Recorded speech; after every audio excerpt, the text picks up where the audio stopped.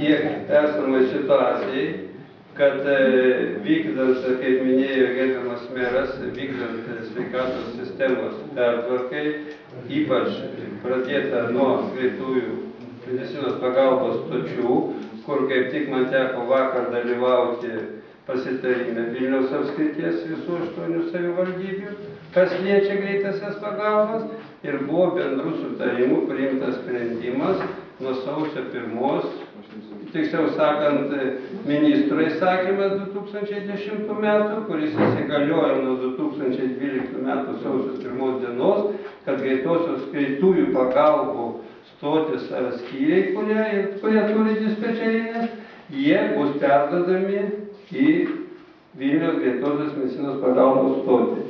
Ryšium su tuo, buvo iš pradžių priimtas sprendimas, kad bendrosios pagalbos centras turėjo veikti, bet kadangi jisai nespėjo, kaip sakant, pasiruošti, tai Vilniaus greitosios pagalbos stotis perima mūsų dispečerinių veiklą. Ryšium su to, kad pas mus nelieka dispečerinių, lieka patalpos. Tik aš iš karto noriu visus informuoti žiniasklaidą. Dėl pavadinimų. Dėl pavadinimų yra taip, kad mes norim plėsti veiklą, tačiau greitoji pagalbos stoties pavadinimas šito neleidžia daryti didesnę veiklą. O tik tiek. Tik dėl to keičiamas pavadinimas. Ačiū. Ar daug klausimų direktoriui turim? Taip, aš noriu klausti. Dabar jūsų įstaigos ir mūsų įstaigos Elektrėnų pirminės sveikatos įstaigos pavadinimai yra labai panašus. Žmonės klaidins yra. Ir Lietuvos Respublikos civilinio kodekso 9 straipsnė taip prašo, kad juridinis asmuo privalo savo pavadinimą, pagal kurį privalo turėti pavadinimą, pagal kurį būtų galima atskirti nuo kitų juridinių asmenų. Labai artimi pavadinimai. Ne vienu metu reiks, kol žmonės sugebės atskirti mūsų įstaigas. Aš galiu iš karto sakyti, pas jūsų yra Elektrėnų, o pas mus yra Elektrėnų savivaldybės. Tai yra čia 2 skirtingi dalykai. Kadangi pas mus yra planas ir vedamas dabar dėrybos ir kalbama su sveikatos apsaugos ministerija, jeigu domėjotės ministro įsakymais, tai 2012-2014 metais yra ministro išleistas įsakymas, kur mūsų greitajai duoda 3 naujus automobilius. Tai yra vienas dalykas. Taip, mūsų planas yra toksai, kad 2 greitosios brigados būtų pačiuose Elektrėnuose ir 1 brigada būtų pastate. O čia pavadinimas, tai čia aš nemanau, kad trukdytų, todėl kad mes tokių veiklų, kurie, reiškia, užsiimat jūs, mes norint vykdyti, mes turim turėti patalpas, turim turėti licenciją ir kaip kalbėjo pranešėja, yra paskutinis sveikatos apsaugos ministrui įsakymas Liepos 29 metų dėl reikalavimų, tai norint tos reikalavimus įvykdyti, tai yra labai sunku. Aš galiu pasakyti, pavyzdžiui, mes kalbėjomės ir su, kodėl įtraukta, pavyzdžiui, odontologinė veikla. Jūs nepratėte? Ai, dėl savo. Taip, atsiprašau labai. Po to jis... Galima dar paklausti? Taip, prašau. Dabar nuskambėjo jūsų pasakymė, dėl kad jūs remiatės įstaigų 3 punktų. Reiškia, pagal tas, kur jūs turite savo tikslus, pas jūs yra ir pirminės ir antrinės pagalbos. Bet jūs neteisingai įvertinat mišrios įstaigos, skaitydami 3 punktą.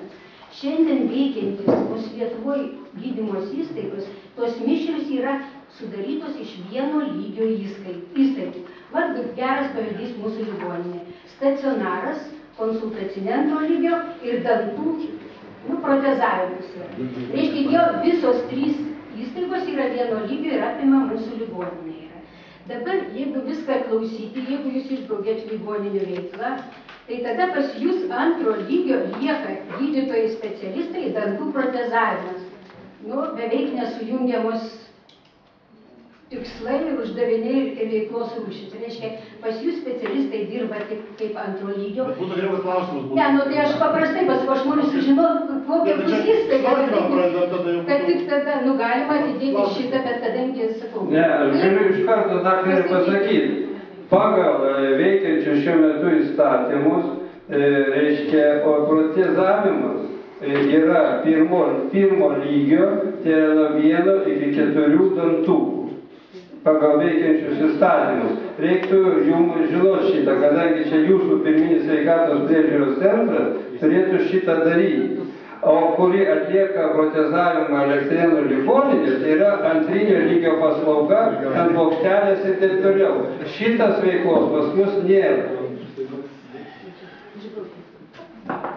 Ačiū. Geras prostas, prašau. Kadangi socialinių reikalų komitete buvo toks pavadinimas, norėčiau paklausti, ar dabartinis pavadinimas, kuris yra projekte, neprieštarauja Lietuvos Respublikos sveikatos sistemos įstatymų nuostatai? Ne. Ačiū. Daugiau klausančių nematau. Ačiū pranešėjui, pradedam svarstyti. Klausimai būtų, prašau klausimą. Gerbiamas direktoriau, šitas klausimas sukėlė didelę įtampą ir daug diskusijų socialinių reikalų komiteto posėdžio metu. Mums kilo daug neaiškumų dėl įstatų, kadangi užima labai plačią veiklą, buvo teikta tam tikri siūlymai išbraukti tam tikrus punktus iš įstatų. Buvo pažadėta pakoreguoti įstatus ir teikti tarybai svarstyti jau pakoreguotus. Mes dabar matom pirminį variantą. Kaip šitą dalyką paaiškintumėt? Ir dar... Iš karto gal daktarė galima sakyti, kad nebūtų, reiškia, paskiau. Reiškia, aš ir sveikatos reikalų komitete, sakiau, išbraukėm 86.10, kada buvo kalba ir buvo pasiūlyta pirmininko, kad patikslinti, aš iš karto pasakiau, nuraminti vis medikų visuomenę, kad nebūtų... Kontrolės komitetas buvo pateikta. Tai, o kontrolės komitetas pateikta priešingai. Ir mes susidūrėm, aš kalbėjau su administracijos juristais, su teisininkais ir taip toliau, kaip daryti. Aš kaip nuostatų ruošėjas, aš negaliu keisti nuostatus, kur prieštarauja vienas komitetas prieš kitą. Aš dar kartą, nežinau, čia aš ir su meru kalbėjau, čia meras pasisakyti. Aš dar kartą siūlau išbraukti 86.10 ir bus visa įtampa nuo medikų visuomenės nuimta. Ir nekils tada jokių debatų. Tik jūs neskubėkite, ar neturėsartum vieną klausimą? Ne, taip, antras klausimas. Ar paaiškinau aiškiai? Ačiū.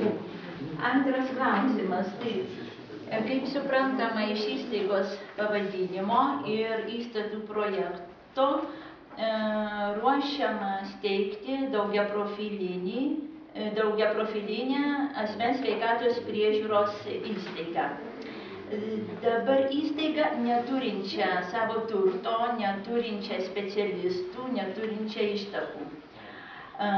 Tačiau pagal įstatus numatoma užsiimti gana plačia veikla.